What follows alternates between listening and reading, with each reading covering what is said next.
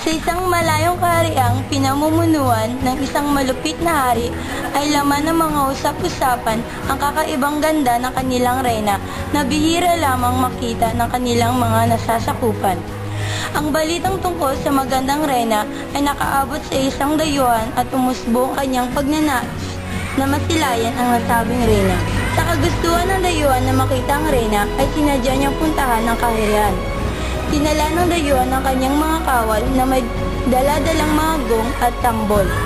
Pagdating nila sa lugar ni Nais ay pinapukpok ng dayuhan ang kanyang mga kawal na lumikha ng ingay at nakatawag pansin sa lahat, lalong-lalo na sa haring namumuno doon. Dumungaw ang hari at ang reyna at nagtanong ano ang sadya ng dayuhan.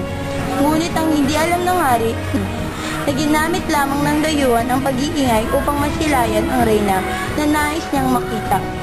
Sa pagdungaw ng reyna ay naantig ang puso ng dayuhan at lalo niyang ninais na makausap siya.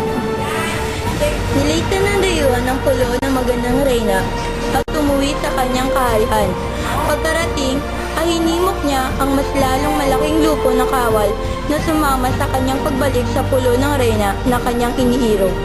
Pagdating nila sa pulo ay lumikha na naman sila ng mas maigting na pag-iingay at pagtatambol na tumawag sa pansin ng lahat ng naninirahan doon.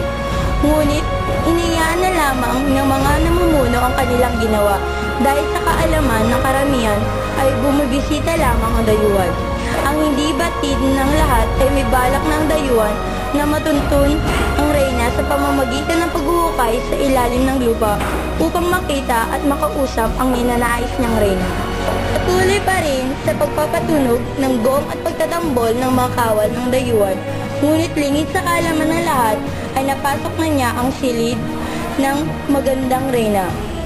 Nasilayan ng dayuhan ang napakagandang mukha ng reyna, ngunit sa kanilang pag-uusap, nalaman ng dayuhan na hindi masaya ang reyna sa piling ng asawang hari sa kadahilan ng pinagkakaitan siya ng kalayaan. Ang buhay niya ay isang bilanggo sa piling ng hari, walang halaga ang kagandahan at karangyaan, ani niya sa dayuhan, kung pinagkakait naman ang kanyang kalayaan. Pinatanog ng dayuhan ang pinakamalakas na pagtugtog ng gong at tambol.